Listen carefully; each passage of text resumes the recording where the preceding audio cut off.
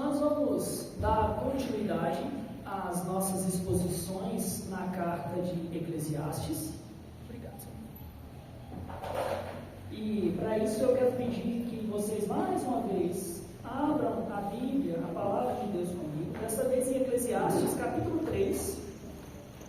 E hoje o nosso texto, ele se encontra do versículo 16 até 4, versículo 3.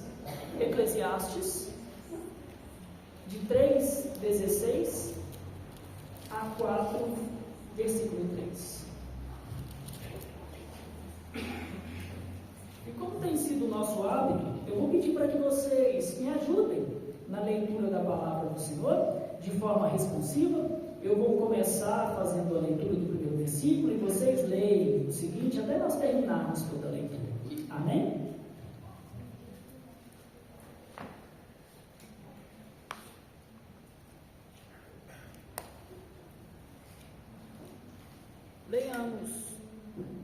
Leiamos então a palavra do Senhor. Eclesiastes, capítulo 3, a partir do versículo 16 até 4, 3.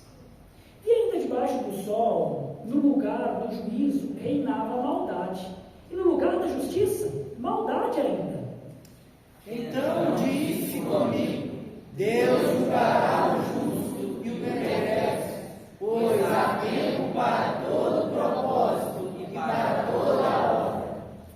Disse ainda comigo: é por causa dos filhos dos homens, para que Deus os prove, e eles vejam que são em si mesmos como animais. Porque o que sucede aos filhos dos homens, sucede aos animais. O mesmo lhe sucede. Como morre um, assim morre o outro. Todos têm o mesmo fôlego de vida, e nenhuma vantagem tem o homem sobre os animais, porque tudo é vaidade.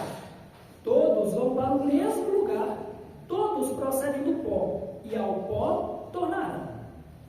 Quem sabe se o fôlego de vida dos filhos dos homens se dirige para cima e dos animais para baixo, para a terra? Pelo que vi, não haver coisa melhor do que alegrar-se o homem nas suas obras, porque essa é a sua recompensa. Quem o fará voltar para ver o que será depois dele? Vi ainda todas as opressões que se fazem debaixo do sol. Vi as lágrimas dos que foram oprimidos, sem que ninguém os consolasse. Vi a violência na mão dos opressores, sem que ninguém consolasse os oprimidos. Pelo que tenho por mais felizes os que já morreram, mais do que os que ainda vivem. Porém, mais que uns e outros tenho por feliz aqueles que ainda não nasceram e não viram as más obras que se fazem debaixo do sol. Pai Santo, lida a sua palavra, eu te peço em nome de Jesus Cristo, que o meditar do meu coração e as palavras dos meus lábios não sejam meras palavras de persuasão humana, mas manifestação de poder do Espírito Santo. Amém. Amém. E amém. Meus queridos, o que faz com que as pessoas do gênero humano sejam, de fato, seres humanos? Senão o fato de que ele foi criado à imagem de Deus. Racionalidade, moralidade, justiça, amor, espiritualidade, todos esses são traços dos atributos comunicáveis de Deus, que, como nosso Criador, Ele decidiu compartilhar somente com aqueles a quem Ele fez a coroa da criação, os seres humanos. E portar e manifestar esses atributos fazem com que nós sejamos semelhança de Deus e seres humanos. Mas acontece que o pecado, ele corrompeu essa imagem perfeita que havia nos nossos primeiros pais do princípio. E ainda que a semelhança de Deus ela não tenha sido completamente esvaziada em nós, ela corrompeu-se até tornar-se, nas palavras de Calvino, uma horrenda deformidade. Como resultado, a raça humana, ela se desumanizou. A racionalidade deu lugar aos instintos animalescos, a espiritualidade ao materialismo, a ética à imoralidade, a esperança ao desespero, a justiça à injustiça, o amor ao medo e à exploração. E ainda que, por causa das misericórdias de Deus, ainda existam resquícios desta criação original na raça humana, que serve para nós como um freio, para que o homem não seja tão perverso como ele pode ser. A verdade é que o ser que deveria ser humano, sem Deus, ele é como um animal. Eclesiastes, meus irmãos, como nós temos visto, é um livro que, de forma muito ousada e sincera, ele lida com os nossos medos, expõe a inconsistência de uma vida sem Deus e trata de questões difíceis, como, por exemplo, o sentido da vida, o problema do mal, a existência de Deus e o que acontece com os homens depois da morte.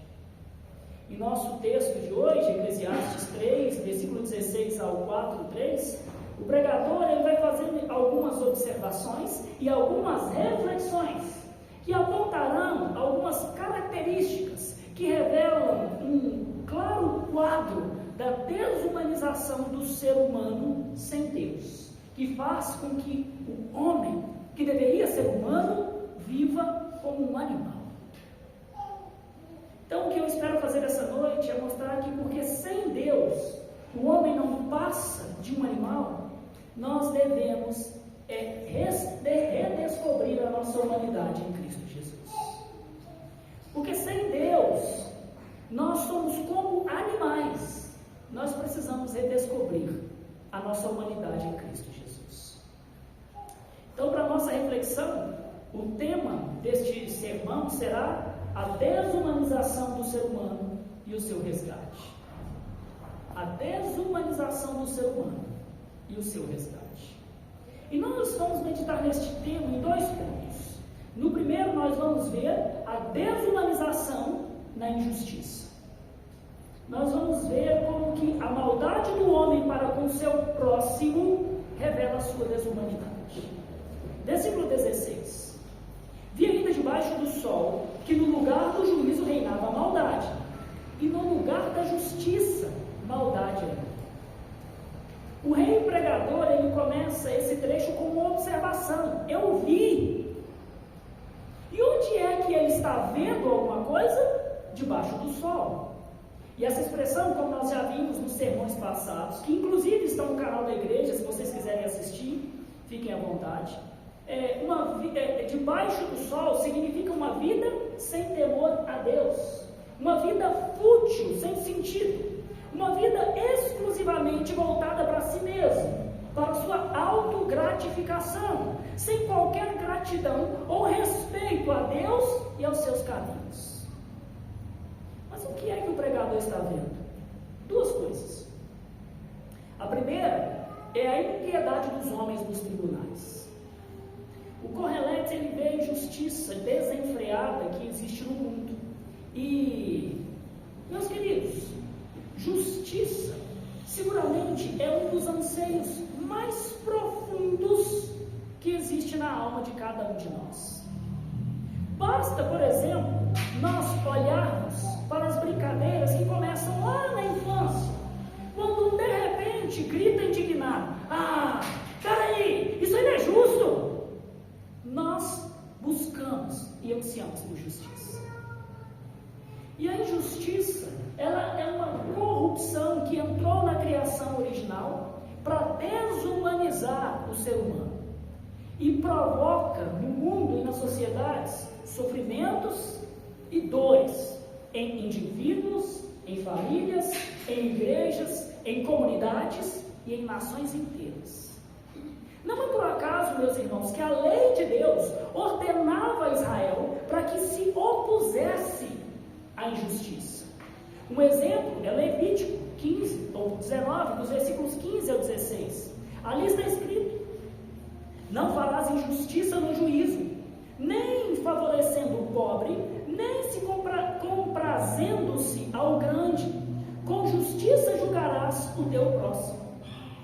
Os profetas também denunciaram a injustiça nos seus dias, eles clamavam pela prática da justiça, o que fica claro, por exemplo, nas palavras de Miqueias 6,8, falando a respeito de Deus, ele diz: Ele te criou ao homem, Ele te declarou ao homem o que é bom e o que o Senhor exige de ti.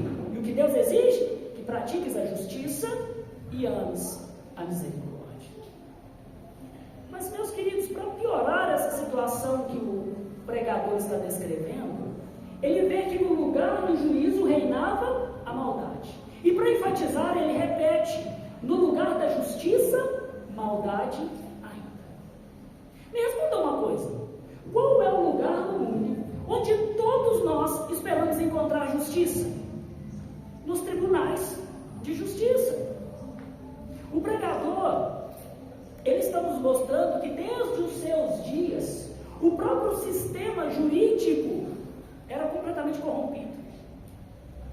Atualmente nós identificamos os prédios das cortes de justiça através de uma estátua de uma mulher com os olhos vendados, que indica a imparcialidade, segurando uma balança de pratos, apontando para a equidade da justiça, empunhando uma espada que aponta para o poder e a autoridade da justiça, para castigar o injusto.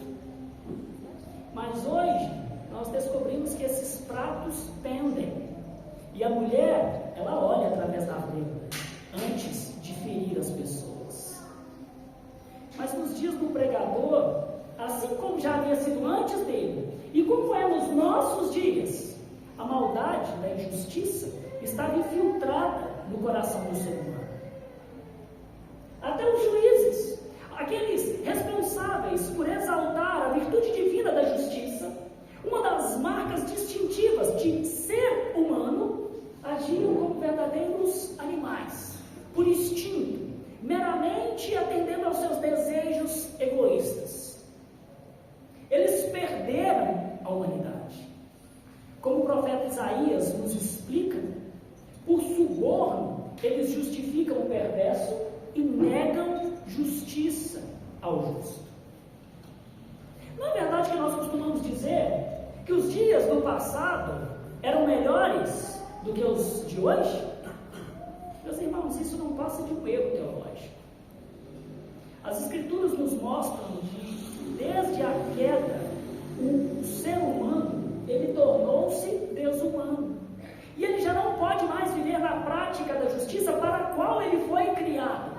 Desde que o pecado entrou no mundo, o mundo tornou-se mau. E o próprio pregador, ele vai nos pintar um quadro claro dessa desumanização do ser humano, como ela havia se tornado algo comum nos seus dias, como parece ser comum nos nossos. Em 5:8 ele vai nos dizer o seguinte: se vires em alguma província opressão de pobres e o roubo em lugar do direito e da justiça, não te maravilhes de semelhante caso. O que o pregador está dizendo é: o mal se tornou comum. Isso não é coisa de hoje. Os dias de ontem eram tão perversos quanto de hoje. Para ser humano, o indivíduo, ele deve expressar os atributos do seu Criador, aqueles que fazem com que ele seja imagem de Deus. O homem foi criado para ser humano, distinto dos animais, que agem por instintos autocentrados e que não possuem qualquer senso de justiça, qualquer senso de equidade. O homem foi criado humano, mas ele perverteu a sua humanidade com o pecado. E o pregador sabia muito bem disso. É por isso que mais para frente, em Eclesiastes 7:29, ele vai dizer que Deus fez o homem reto, mas ele se meteu em muitas astúcias. O homem se tornou desumano ao abandonar a justiça em detrimento da injustiça. Para quê? Para viverem em benefício de si mesmos, exatamente como as bestas selvagens vivem, por seu próprio estômago.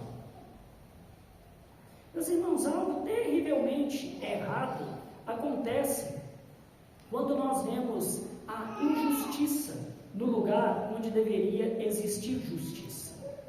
Algo terrivelmente errado quando juízes, eles por suborno testificam o perverso e negam justiça ao justo.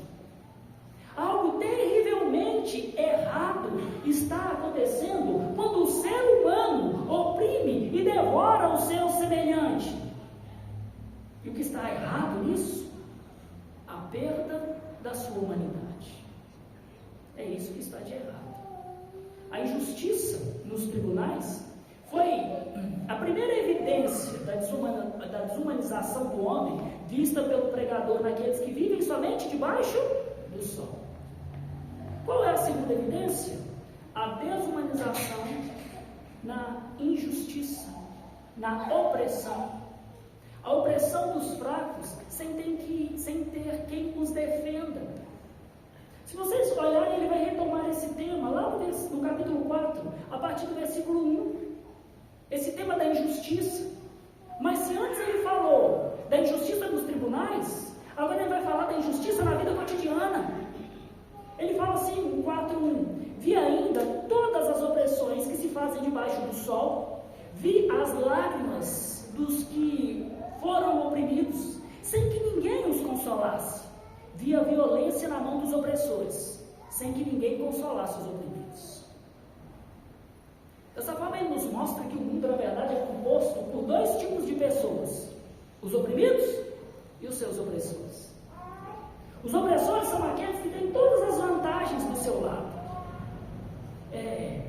Eles têm o poder, o dinheiro, a força, os contatos adequados, deixando as vítimas sem ninguém que os possa defender.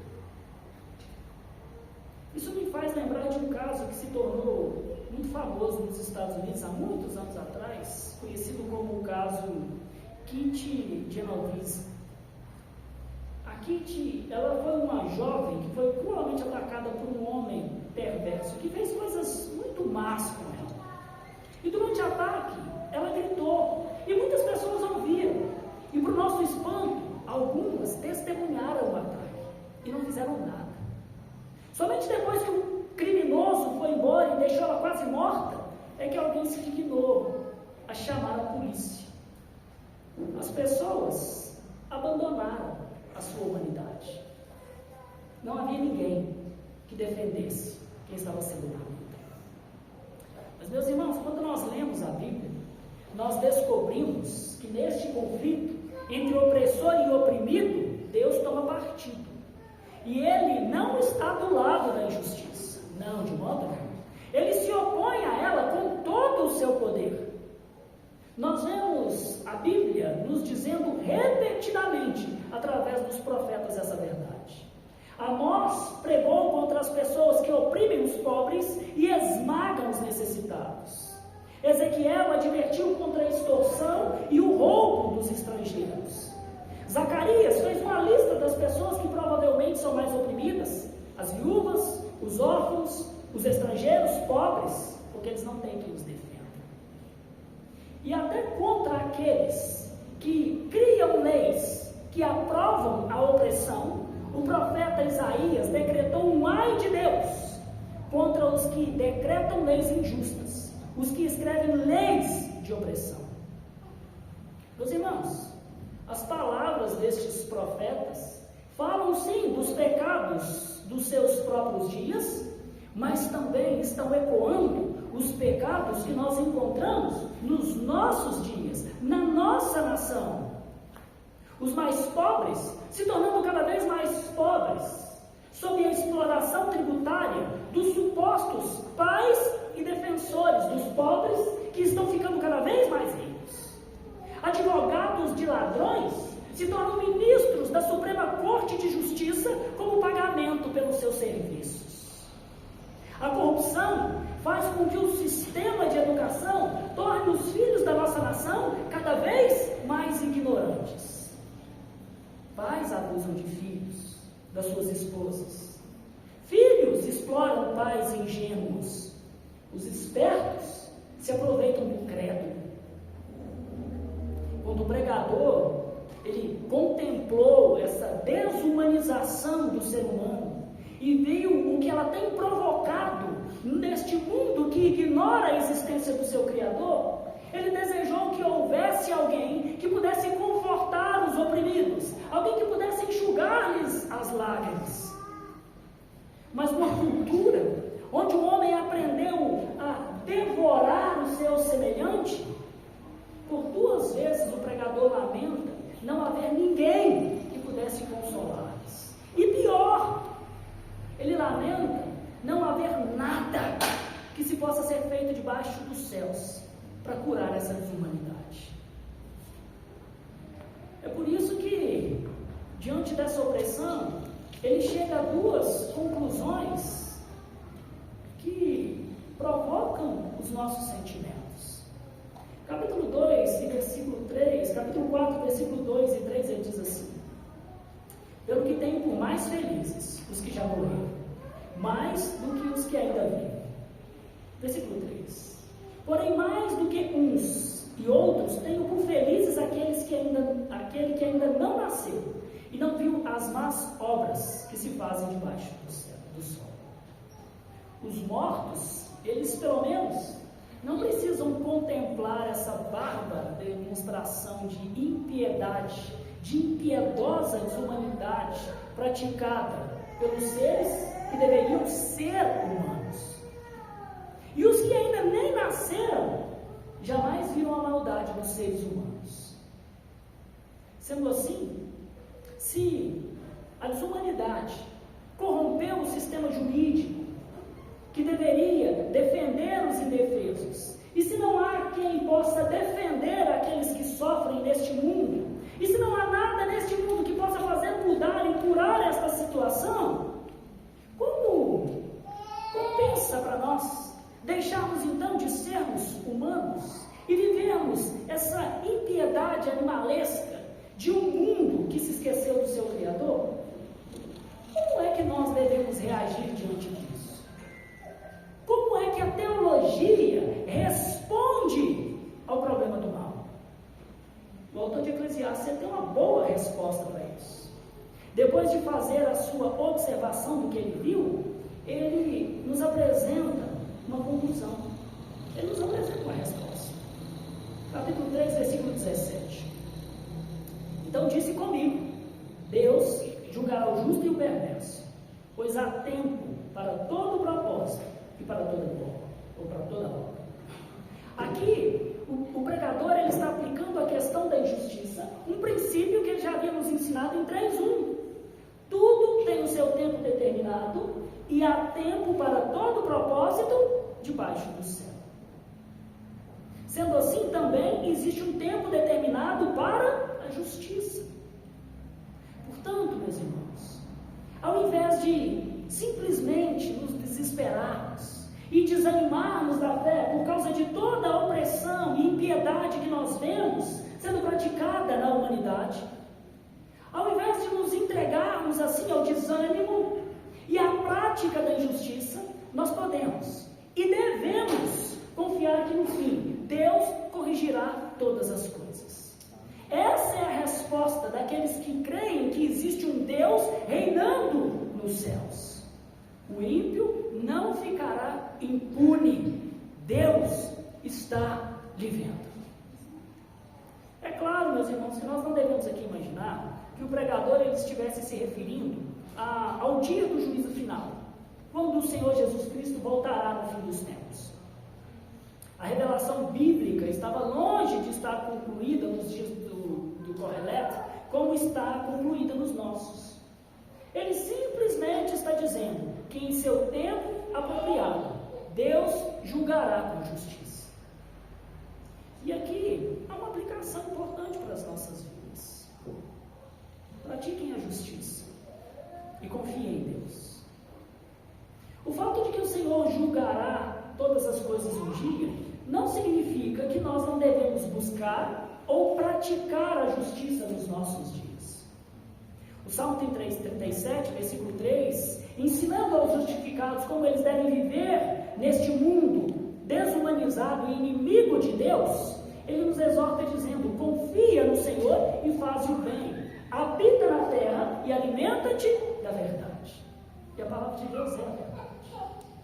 Meus queridos, dependendo do nosso lugar na sociedade, da autoridade espiritual ou civil que Deus nos deu, cabe-nos a responsabilidade de lutar contra a opressão, como pais, como mães, como pastores, como presbíteros, como diáconos, como cidadãos, como funcionários públicos ou das empresas.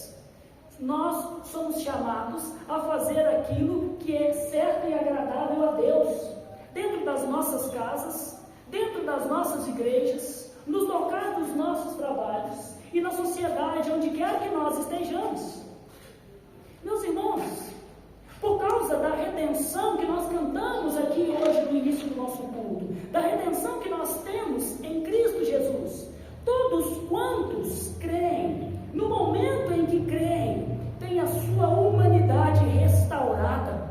Eles são feitos nova criatura. Nós somos regenerados para sermos conformes à imagem do Filho de Deus, tendo sido selados com o poder habitador e habilitador do Espírito Santo, para que nós possamos nos despir do velho homem, que se corrompe segundo o engano e a concupiscência da carne, e habilitados com poder para nos revestirmos deste novo homem, criado segundo Deus, em justiça e em retidão que procede da verdade. A nossa humanidade em Cristo foi restaurada mediante a fé. A fé na vida, na morte, na ressurreição e na intercessão do Senhor Jesus Cristo. Neste momento nós recebemos um novo coração, para vivermos não mais como animais, mas para vivermos na prática da justiça e da retidão procedentes da verdade. Por isso, pratique a justiça. Sejam pais e mães segundo a Bíblia e não segundo o mundo. Sejam filhos que honram seus pais. Perdoem, sejam misericordiosos, tornem-se dizimistas fiéis. Sejam servos zelosos no reino de Deus. Não infringam as leis dos homens. Não dirijam sem carteira. Não soneguem os seus impostos. Denunciem o mal e estejam prontos para sofrer o dano dos opressores. Meus queridos, não sejam iracundos, ressentidos ou amargurados. Sejam humanos e não mais animais.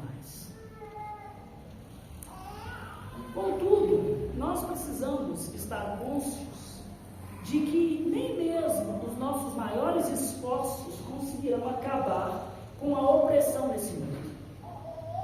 Ainda haverá violência contra mulheres e crianças, policiais serão assassinados no exercício das suas tarefas, haverá estruturas de corrupção no comércio e no governo, governantes continuarão abusando do seu próprio povo. O mal só será extirpado na glorificação, quando o Senhor Jesus Cristo vier julgar os vivos e os mortos. Quando nós virmos atos de crueldade e de injustiça, quando estiver em nossas mãos, nós devemos sim praticar a justiça, devemos sim defender os fracos. Contudo, meus irmãos, em todas aquelas circunstâncias em que as coisas estiverem além das nossas capacidades, de que nós não tivermos autoridade, nem mesmo sabedoria sobre como resolver tais coisas, nós devemos orar, certos de que Deus garante que no tempo determinado a justiça será feita. E como nos ensinou o apóstolo Paulo em Atos 17:31, esse dia virá, porque Deus, o próprio Deus, o Pai, estabeleceu um dia em que Ele há de julgar o mundo com justiça, por meio de um varão, o seu Filho Jesus Cristo, a quem Ele destinou e acreditou diante de todos, ressuscitando dentre os mortos. A nossa confiança não está no sistema judiciário corrompido desse mundo, a nossa confiança não está na bondade do ser humano e nem mesmo na nossa força força para mudar o mundo, mas do supremo juiz, o Filho de Deus, Jesus Cristo, que virá no dia do juízo para castigar eternamente os perversos, mas também para consolar com o seu Espírito e enxugar dos olhos toda a lágrima que os justificados pela fé tiverem derramado neste mundo cruel. Meus irmãos, e se a justiça parecer tardar, como muitas vezes parece acontecer, lembremos-nos e confiemos nas palavras de Jesus Cristo, o Deus encarnado que não pode mentir, as quais ele disse lá em Lucas 18. Não fará Deus justiça aos seus escolhidos, que a ele clamam dia e noite, embora pareça demorado em defendê-los? Digo-vos que depressa lhes fará justiça. Contudo, ainda nós temos a necessidade de perseverar, pois Jesus, ele virá fazer tal justiça àqueles em quem ele encontrar essa fé. Quando nós trocamos a justiça pela injustiça, nós deixamos de ser humanos. Contudo, a obra redentora de Cristo resgata a nossa humanidade, resgata a humanidade de todos aqueles que creem. Mas ainda há uma outra coisa que desumaniza o ser humano, que é a incredulidade. E esse é o nosso segundo ponto. Se o primeiro foi a desumanização da injustiça, o segundo é a desumanização da incredulidade. Talvez alguém pergunte, por que Deus não julga as pessoas imediatamente? Por que esperar até o dia do juízo final? Para isso também o pregador tem uma boa resposta. Capítulo 3, versículo 18, ele diz assim: disse ainda comigo, mais uma conclusão. É por causa dos filhos dos homens, para que Deus os prove, e eles vejam que são em si mesmos como animais. Meus irmãos, nossa existência atual é um campo de provação. É um teste, não simplesmente no sentido de sermos ou não aprovados nas questões da vida, mas principalmente no sentido de provar se cremos de fato ou não na existência de Deus e no dia do juízo final. Mas que fique bem claro isso. Esse teste não é para que Deus venha a conhecer algo que Ele já não saiba a nosso respeito. Esse teste é para o nosso bem, para que nós aprendamos a reconhecer a nossa mortalidade. E a questão é, será que nós conseguiremos reconhecer realmente o que nós somos em uma vida sem Deus? Essa impiedade crescente na sociedade mostra que as pessoas estão vivendo como animais. Animais não têm senso de certo ou errado, de justiça ou injustiça. Permitindo que a impiedade ela se inflame na sociedade humana, Deus está testando as pessoas para que fique evidente que sem Ele, os seres que deveriam ser humanos são como animais. Interessante, né? Porque à primeira vista, a comparação que o Coelho faz parece mais palavras saídas da boca de um revolucionista do que da Bíblia, não é verdade? O Salmo 18, ele não diz que nós somos apenas um pouco inferiores aos anjos e que todos os animais estão debaixo do nosso domínio. Não foi o próprio Deus que nos ensinou em Gênesis 1 que o Senhor nos fez a sua própria imagem? Isso então não nos distingue de todas as outras criaturas deste mundo? Sim, meus irmãos, sim. Isso tudo é verdade. Mas o que Eclesiastes nos diz também é verdade. Sem Deus, nós somos como animais. E o pregador ele sustenta a sua afirmação com dois argumentos. O primeiro é o destino de ambos, de homens e de animais. Versículos 19 e 20. Porque o que sucede aos filhos dos homens, sucede aos animais. O mesmo lhes sucede. Como morre um, assim morre o outro. Todos têm o mesmo fôlego de vida. E nenhuma vantagem tem o homem sobre os animais, porque tudo é verdade. Todos procedem do pó, e ao pó tornarão. essa seguramente é a declaração mais forte da Bíblia sobre a inevitabilidade da morte. O destino dos seres humanos e dos animais é o mesmo. Ambos morrerão. Isso acontece porque ambos têm o mesmo fôlego de vida. Quando Deus tira este fôlego, ambos morrem. Os seres humanos são como animais no sentido de que eles não têm vantagem nenhuma sobre os animais com respeito à morte. A despeito de todas as nossas diferenças, de tudo que nos distingue, nós temos em comum esta mesma coisa. Homens e animais estão ambos debaixo da maldição da morte, como castigo que Deus estabeleceu sobre os homens e sobre todo ser que respira.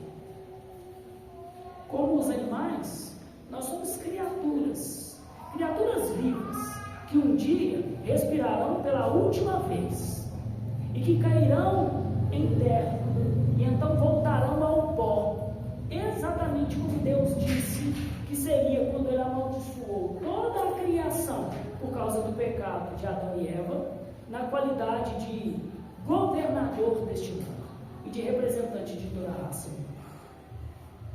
E aqui, meus queridos, eu quero deixar algumas perguntas reflexivas para cada um de nós.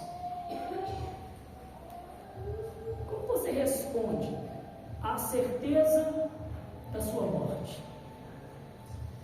Alguns dos que vivem como se toda a existência se resumisse à vida debaixo do sol, riem da morte. Não é assim? Como animais, eles vivem somente para este momento, desprezam a vida. Outros se dizem ateus, têm medo da morte. Eles dizem crer que tudo que existe se resume apenas à matéria, mas quando a morte se mostra sinuosa diante deles, eles tremem e choram. Porque no fundo, a eternidade está escrita e posta no coração deles. E algo lhes diz que existe vida além da vida debaixo do sol. E você que me ouve? Você que professa ter fé naquele que venceu a morte, como é que você reage quando reflete no fato de que você em breve morrerá? De que as pessoas que você mais ama nesse mundo morrerão? Você está pronto? Está preparado para a morte? Para a sua morte? Você tem certeza de qual será o destino eterno da sua alma? Essas são perguntas que você precisa responder enquanto o fôlego de vida ainda habita na sua alma, no seu corpo. O primeiro argumento, então, do pregador para afirmar que os homens são como animais é que ambos têm o mesmo destino, a morte. O segundo argumento é a incredulidade de ambos. Quem sabe se o fôlego de vida dos filhos dos homens se divide para cima e os dos animais para baixo, para a terra? Meus amados, nós não podemos nos esquecer que neste trecho que nós estamos estudando, o pregador ele voltou a avaliar a vida de uma perspectiva debaixo do sol. Ou seja, de uma vida sem temor a Deus, sem fé na eternidade da alma. Assim, de uma perspectiva meramente secular, quem é que pode dizer que na morte os seres humanos têm alguma distinção ou vantagem em relação aos homens? Ninguém. Ninguém. Sem a fé na eternidade no Criador, ninguém pode dizer isso. Mas quando nós lemos a Bíblia, nós descobrimos, meus queridos, que o ser humano ele foi criado para ser espiritual. Este versículo diz respeito a nossa, algo que caracteriza a nossa humanidade, que é a nossa relação eterna com o nosso Criador.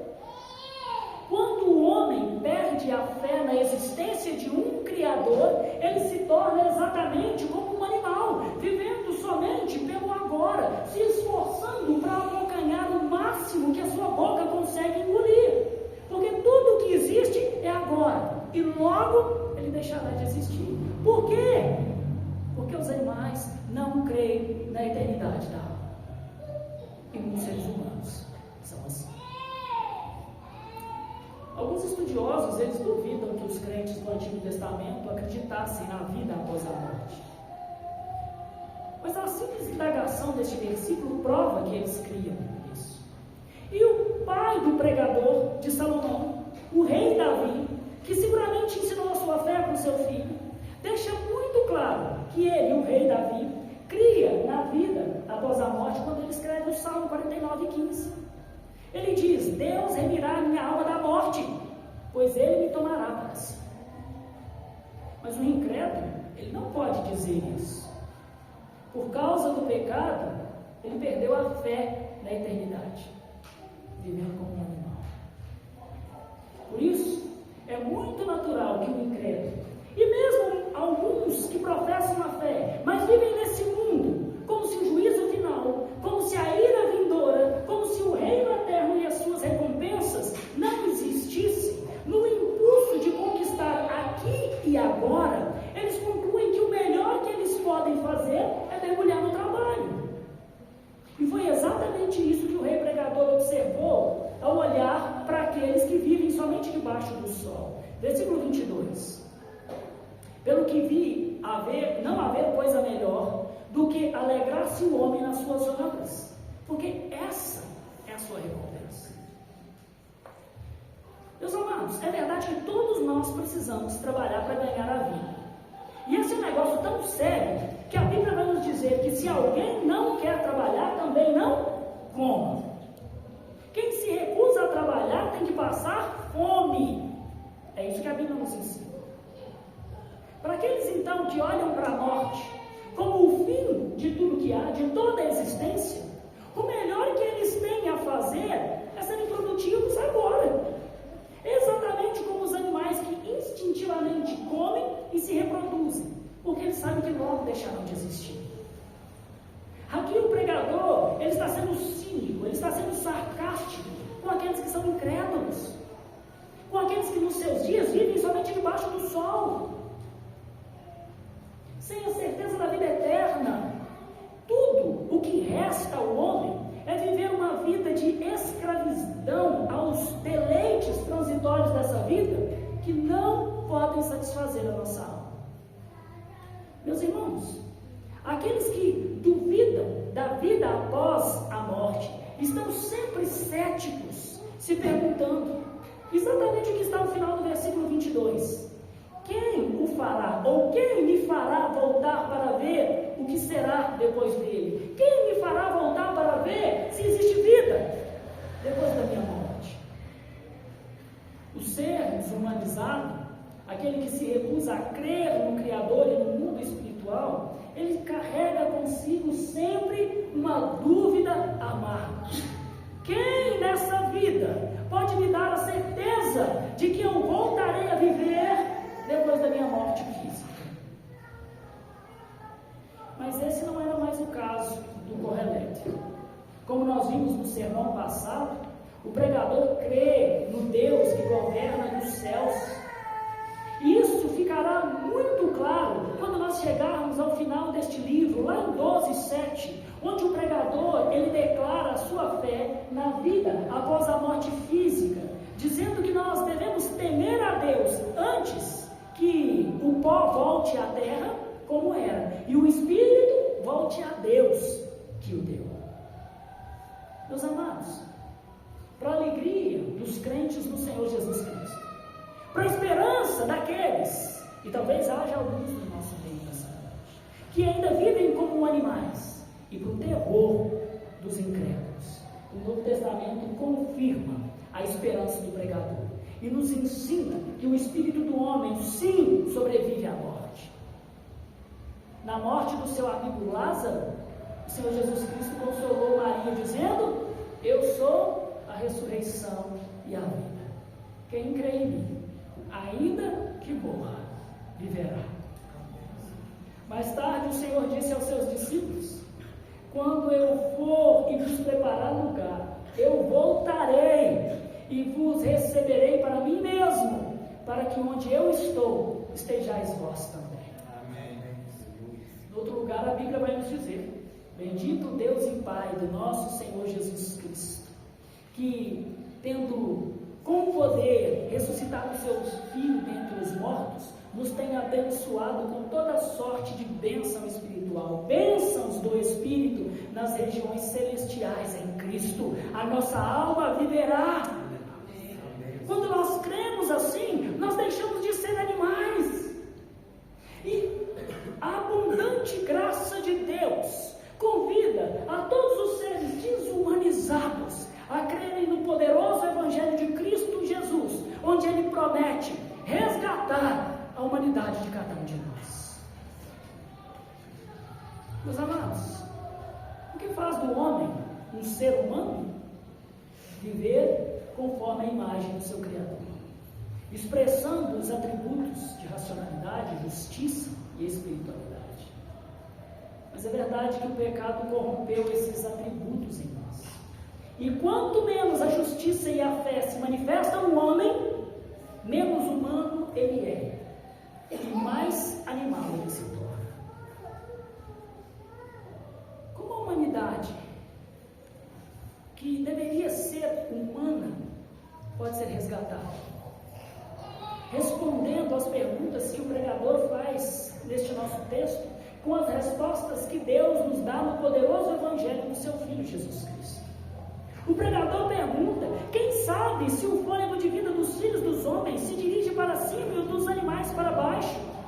Ele também pergunta: quem o fará voltar para ver o que será depois dele? E essas são perguntas maravilhosas que todo ser humano deveria fazer. É provável que quando Salomão as fez, ele esperava que os seus ouvintes se lembrassem das palavras do seu pai Davi, a respeito da vida eterna. Deus remirá a minha alma da morte, do poder da morte, porque Ele me resgatará, Ele me tomará para si. Mas a melhor resposta, porém, é aquela que Deus nos dá por meio da pessoa e da obra do seu Filho Jesus Cristo. Todos os que querem saber se há um dia de acerto de contas final, todos os que querem saber se existe vida após a morte, devem perguntar a Jesus Cristo, pois Ele mesmo sofreu sob a corrupção de um sistema judiciário perverso, e recebendo a opressão e maldade dos homens desumanizados pelo pecado, Ele passou pela morte, mas Ele a destruiu, e agora Ele vive. Ele foi morto sim, mas o Pai com poder remiu a sua alma da morte, e o corpo de Cristo também do poder da morte, porque no terceiro dia Ele ressuscitou.